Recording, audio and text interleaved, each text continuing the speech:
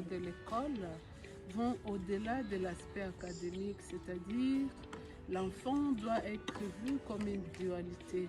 Il n'est pas que son moi matériel, il a aussi un moi spirituel qui a besoin d'être cultivé. Et l'un des moments qui nous aide à mettre cela en marche, c'est par exemple le moment du repas, où les enfants, à travers des gestes simples de la vie quotidienne, apprennent à partager, ils apprennent à servir l'autre, ils apprennent aussi à renforcer les liens d'amitié qui existent entre eux, avoir un sens de famille au sein de l'école, c'est aussi un des objectifs. Avec une certaine consistance, on commence à créer un sens d'appartenance qui va au-delà d'une éducation académique rigoureuse. We take care of all of the children, young kids. They take care of their food and their nutrition, of the breakfast, lunch, and afternoon snack.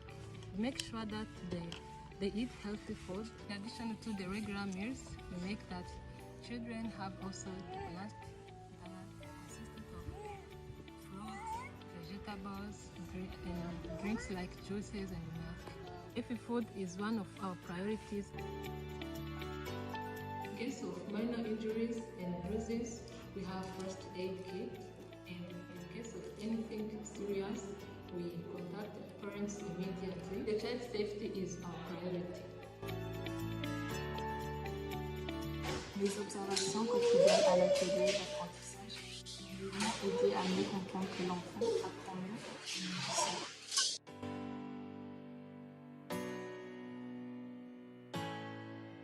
L'apprentissage ludique est une approche qui favorise aussi le développement de la pensée critique de l'enfant. Cet outil Montessori nous permet largement de faire réfléchir l'enfant sur différentes dynamiques liées au nombre.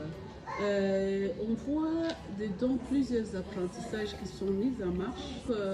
Il y a cette créativité, il y a la correspondance terme à terme, il y a l'apprentissage, la reconnaissance visuelle des nombres, il y a le comptage, il y a les couleurs, le fait d'attraper, d'organiser, de coordonner. Tout ça demande plusieurs dynamiques de l'esprit de l'enfant qui sont engagées en même temps lors d'une activité. Donc ces ateliers deviennent plus efficaces quand les enfants sont aidés en petits groupes. Sinon, il n'y a pas moyen de voir comment l'enfant évolue. L'une des misconceptions que nous avons dans l'éducation actuellement, c'est qu'une salle de classe est strictement réservée à l'apprentissage. Ici, à Toulouse, on essaye de faire d'une salle de classe un lieu de développement intégral de la personnalité de l'enfant. C'est-à-dire qu'ils ont la chance de travailler tant sur des exercices intellectuels, mais aussi sur des exercices qui demandent leur implication morale. C'est-à-dire qu'à un moment de la journée, les enfants travaillent sur du concret, apprennent des chiffres, apprennent des lettres, mais à un autre moment, on leur laisse la charge de choisir comment placer leurs objets dans une salle de classe. Cela permet de développer en enfant un sens de l'ordre, un sens de la beauté, un sens du partage et tant d'autres valeurs qui contribuent généralement au développement de sa personnalité. Une autre chose qu'on apprécie ici à Twins, c'est l'implication des enfants dans le processus d'apprentissage. Lorsque nous choisissons des exercices que l'on propose aux enfants, on leur donne un certain champ d'activité afin qu'ils puissent explorer, faire des erreurs et apprendre de leurs erreurs. Nous préférons ne pas tout décharger sur l'enfant parce que nous pensons qu'ils sont aussi agents importants dans un processus d'apprentissage. Alors on leur laisse tout le champ pour développer leur créativité et essayer de nouvelles choses, réparer ce qui ne marche pas et dans un aspect global, développer leur perception du monde.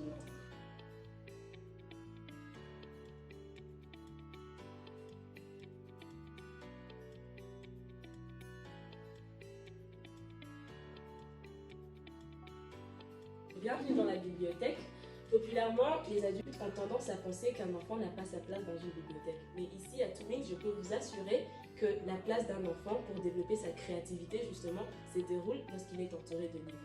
La lecture suit un développement progressif, c'est-à-dire que dans un premier temps, les enfants lisent des images. Ensuite, après avoir lu des images, ils seront en mesure de redire une histoire qu'ils ont entendue dans un livre. Donc les livres sont une occasion pour l'enfant d'apprendre à s'exprimer avec des mots et aussi à exprimer ce qu'il veut à son entourage. Lorsqu'un enfant tient un livre, il ne tient pas que les mots. Les adultes ont tendance à penser que lorsqu'un enfant a un livre, il n'arrive pas à lire parce qu'il y a des mots. Lorsqu'un enfant tient un livre, il tient tout un monde.